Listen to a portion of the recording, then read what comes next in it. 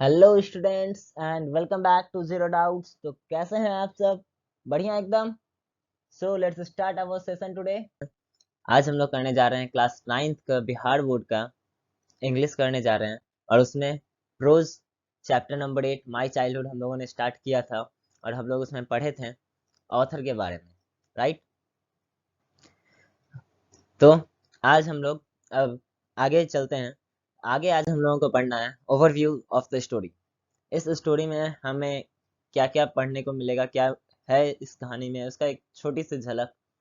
The story my childhood has been taken from APJ Abdul Kalam's autobiography wings of fire.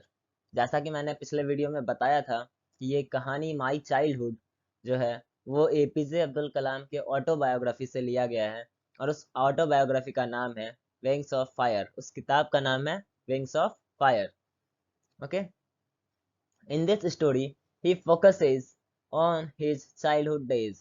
इस कहानी में, जैसा कि नाम है इस कहानी का माई चाइल्डहुड, मेरा बचपन, तो इस कहानी में डॉक्टर APJ अब्दुल कलाम अपने बचपन के दिनों के बारे में बताते हैं। अपने बचपन के दिनों के यादों को कुछ शेयर करते हैं हम लोगों के साथ। ओके।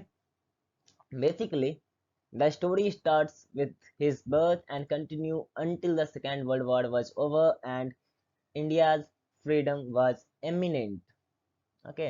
ये कहानी जो है बेसिकली जनरली ये कहानी उनके जन्म से स्टार्ट होकर सेकेंड वर्ल्ड वॉर जब तक खत्म होता है तब तक का तब तक ये कहानी है, तब तक के लिए है। And India's freedom was imminent. India का जो आज़ादी था, इंडिया की जो स्वतंत्रता थी, वो बहुत हद तक निश्चिंत हो चुकी थी 1945 तक, 1945 तक। As we all know that the Second World War was over in 1945 and we got our independence in 1947. So it is obvious that it was eminent for India's freedom, right? तो चूंकि 1945 में वर्ल्ड वॉर सेकेंड खत्म हुआ था और 1947 में हमें आज़ादी मिली थी, इस वजह से हम लोग ऐसा कह सकते हैं कि इसका जो इंडिया का जो फ्रीडम है 1945 जब तक वर्ल्ड वॉर खत्म हुआ था तब तक बहुत हद तक निश्चिंत हो चुका था कि अब बहुत जल्दी हमें आज़ादी मिलने वाली है, राइट? आगे चलते हैं। तो let's start the chapter. Paragraph first है, I was born into a middle class Tamil family in the island town of Rameswaram in the erstwhile Madras state. ठीक। I was born into a middle class Tamil family. मेरा जन्म, APJ Abdul Kalam कह रहे हैं कि मेरा जन्म एक मिडिल क्लास फैमिली में हुआ था। और वो फैमिली थी Tamil family, right? Tamil means Tamil Nadu के रहने वाले थे, तो तमिल फैमिली, तमिल लैंग्वेज को ज़्यादा प्रेफर करते थे। तो तमिल फैमिली में मिडिल क्लास फैमिली थे, उसमें उनमें इसका जन्म हुआ था in the island town of Rameswaram. जो कहाँ था, कहाँ हुआ था? रामेश्वरम में इनका जन्म हुआ था। In the erst while Madras state, जो पहले का मद्रास था उस जगह में, मद्रास स्टेट में हुआ था। ठीक। जो मद्रास अब क्या बन चुका है, now it is Chennai, right? So it was said that Dr. APJ Abdul Kalam was born in a middle class Tamil family in the town of Rameswaram in Madras state, right?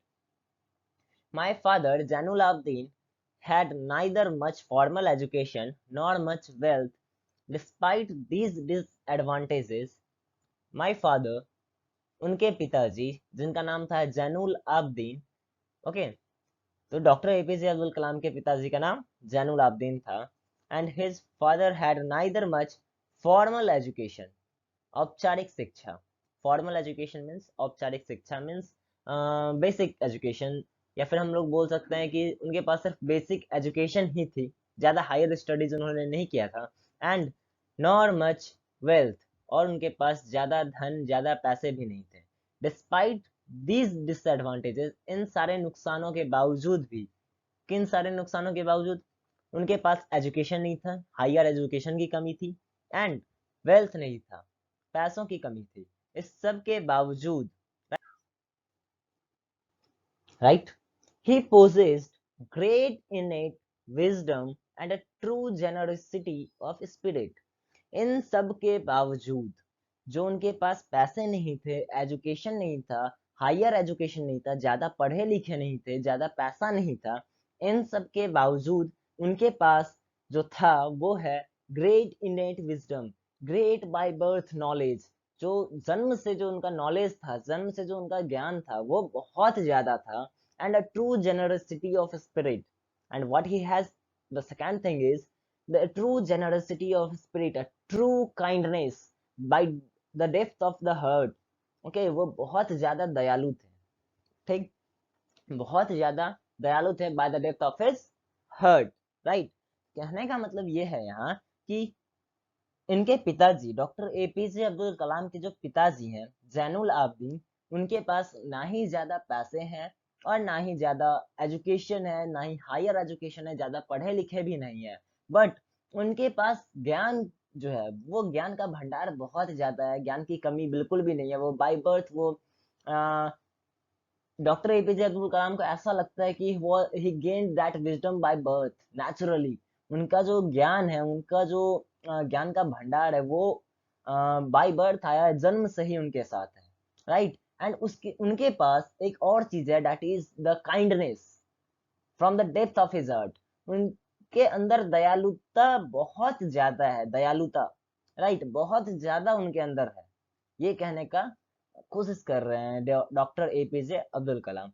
He had an ideal helpmate, he had an ideal helpmate in my mother Ashiamma. उनके पास एक आदर्श मददगार, आदर्श सहायक भी था इन कामों के लिए। बहुत ज्यादा ज्ञान था या फिर बहुत ज्यादा काइंडनेस था, राइट। क्या काइंडनेस जो थी उनके अंदर, दयालुता, उनके लिए, उस चीज के लिए एक आदर्श हेल्पमेट, एक आइडियल हेल्पमेट भी था, आदर्श सहायक भी था उनके साथ, in the form of his mother, उनके माँ के रूप में था, राइट। उनके माँ के रूप में वो थी, जिनका नाम क्या था, आसी अम्मा, हुज नेम इज आसी अम्मा, right. I don't recall, I do not recall the exact number of people she fed every day. मुझे याद नहीं है कि वो कितने लोगों को पर डे खिलाया करती थी। मीन्स व्हाट, कि आसी अम्मा जो थी, इनकी माँ जो थी, इनकी मदर जो थी, वो बहुत सारे लोगों को पर डे, हर रोज खिलाया करती थी। Of which number he don't recall, जिसका नंबर, कितने लोगों को खिलाती थी, इस चीज का एग्जैक्ट नंबर, एग्जैक्ट काउंटिंग इनको नहीं पता है। But I am quite certain that far more outsiders ate with us than the all members of our own family put together. But I am quite certain, पर मैं बहुत ज्यादा sure हूँ, but I am very much sure, बहुत ज्यादा sure हूँ, that far more outsiders, that very much number of outsiders, जो बहुत ज्यादा बाहरी लोग थे, मीन्स what, हमारे फैमिली के मेंबर्स नहीं थे, हमारे फैमिली से के अलावा जो बाहरी लोग थे जिनको हेल्प की जरूरत थी, उन लोगों को जितना खिलाया है, right, that far more outsiders, that very much outsider people, outsider means one people who needs help, उन लोगों को जो खिलाया एट विथ अस, वो लोग हमारे साथ बहुत ज्यादा टाइम खाए हैं then the all members of our own family put together.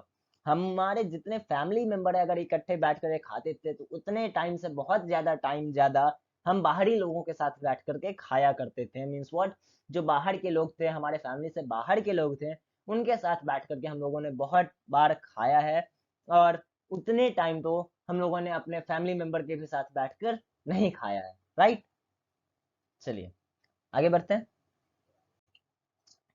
So paragraph 1 was completed, so we shall move on to paragraph 2. I was one of many children, a short boy with rather undistinguished looks, born to tall and handsome parents, right? I was one of many children. मैं बहुतों बच्चे में से ही एक था, मतलब ये कि जनरल बच्चे जो होते हैं उनमें से ही एक था। A short boy with rather undistinguished looks, एक छोटा सा लड़का जो कि बहुत ज्यादा अनडिस्टिंग्विश्ड नहीं था, बहुत ज्यादा अलग नहीं था बाकी बच्चों के रूप के अनुसार, बाकी बच्चों के दिखने के अनुसार। अगर हम बात करें कि हमारे जो छोटे छोटे बच्चे होते हैं, वो ज्यादातर बच्चे एक ही जैसे रखते हैं, अगर मिडिल क्लास फैमिली के होंगे तो ज्यादा बच्चे एक ही तरह के दिखते हैं, लुक्स बाय लुक्स, ओके। तो ये भी उन्हीं में से एक बच्चे थे। Born to tall and handsome parents, जिनका जन्म एक लंबे और खूबसूरत पेरेंट्स के बीच हुआ था। मीन्स कि उनके माँ बाप, कहने का मतलब ये कि उनके माँ बाप जो थे वो लंबे थे, एंड हैंडसम मीन्स खूबसूरत थे, right. We lived in our ancestral house which was built in the middle of 19th century. और वो लोग कहाँ रहते थे?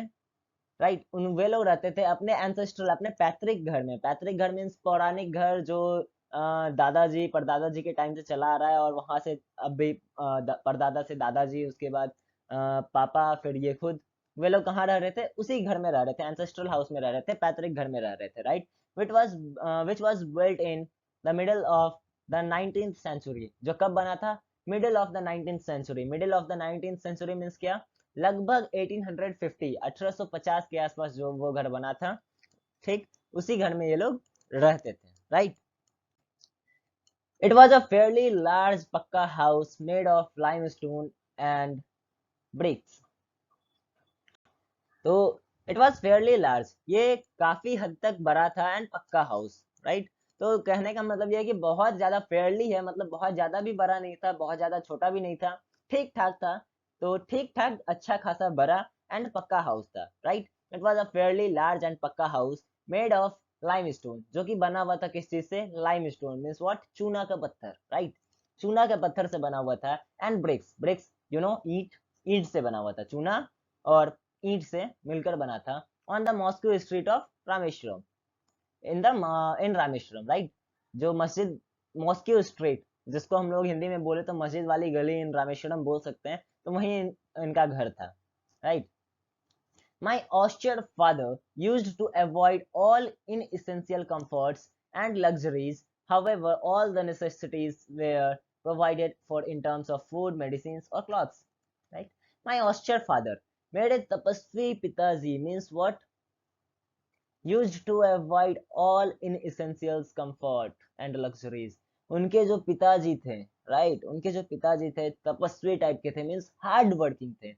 His hard working father used to avoid, his hard working father used to avoid, वो avoid करते थे all the inessentials, जितने भी अनावश्यक, यानी कि जो आवश्यक नहीं है हमारे लाइफ के लिए, for the survival of life, जो कि हमारे सर्वाइवल ऑफ लाइफ के लिए एसेंशियल नहीं है, वो उस चीज को अवॉइड कर देते हैं। For example what? Comforts and luxuries.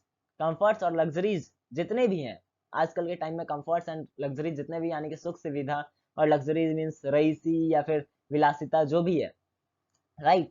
तो जैसे हमारे आज के टाइम में है, हमें इसेंशियल क्या है, इसेंशियलिटी क्या है हमारे पास, कि हमें पंखा मिल जाए काफी है, राइट। गर्मी के दिन है, फैन ऑन कर दिए, हम लोग रह सकते हैं। बट इन एसेंशियल कंफर्ट क्या हो गया? ये लग्जरी क्या हो गया? कि मुझे फैन नहीं चाहिए, मुझे एसी चाहिए, मुझे कूलर चाहिए, that is in essential, right.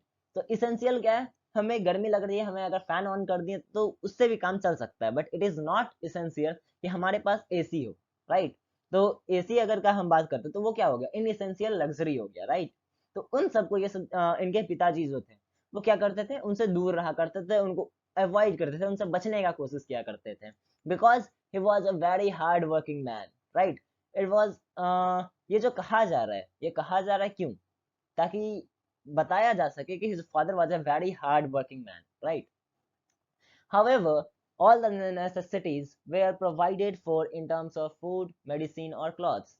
फिर भी, however, फिर भी इन सारे चीजों के बावजूद कि वो अनइसेंशियल, इनएसेंशियल जितने भी कंफर्ट थे, लग्जरीज थे, उन सबको अवॉइड करते थे, उन सबसे दूर हटते थे, उस सब के बावजूद भी ऑल द नेसेसिटी, जितने भी आवश्यकता की चीज थी, राइट, एक आदमी के रहने के लिए जितने भी आवश्यक चीजें हैं, वे आर प्रोवाइडेड फॉर, उन लोगों को दिया जाता था in terms of food, medicine and clothes. हमें जरूरत किस चीज की होती है? हम लोग बोलते हैं कि रोटी, कपड़ा और मकान मिल जाए तो हमारा लाइफ सेट हो जाता है, राइट। सेट नहीं बोल सकते, but I am, it is obvious कि हम लोग अगर रोटी, कपड़ा और मकान मिल जाता है, if we have a food, shelter and clothes, then we said that our life is complete, right. तो इन लोगों के साथ भी वैसा ही था कुछ, कि कंफर्ट्स नहीं था, इनएसेंशियल कंफर्ट्स नहीं था, लग्जरीज नहीं था, but they have food, medicine and clothes that they provided to them, right. जितने भी जरूरी की चीजें थे वो सारे चीजें उनको प्रोवाइड किया जाता था, प्रदान किया जाता था, मिलता था, okay. In fact, I would say mine was a very secure childhood, both materially and emotionally. Right. In fact वास्तव में, रियलिटी में, I would say mine was a very secure childhood, मेरा जो बचपन है वो बहुत ज्यादा सुरक्षित था, सिक्योर्ड था, both materially and emotionally. Emotionally emotionally भावनात्मक रूप से, and we say that something emotional, ठीक, कि जो इमोशन से जुड़ा जो जितने भी चाइल्डहुड की बातें थे। And materially means we say that our surrounding, हमारे समाज, हमारे आसपास के, हमारे सोशलिटी, इन सब के बारे में बोला जा रहा है कि हमारा बचपन जो था, राइट, मेरा जो बचपन था वो बहुत ज्यादा सुरक्षित था, सामाजिक तौर पे भी और भावनात्मक तौर पे भी, राइट, इमोशनली भी एंड सोशली भी या मटेरियली भी। Okay, any problem? Not? Thank you for watching the video, and please subscribe the channel, do likes and share the videos, and please don't forget to comment any queries about the same video, right? Thank you very much.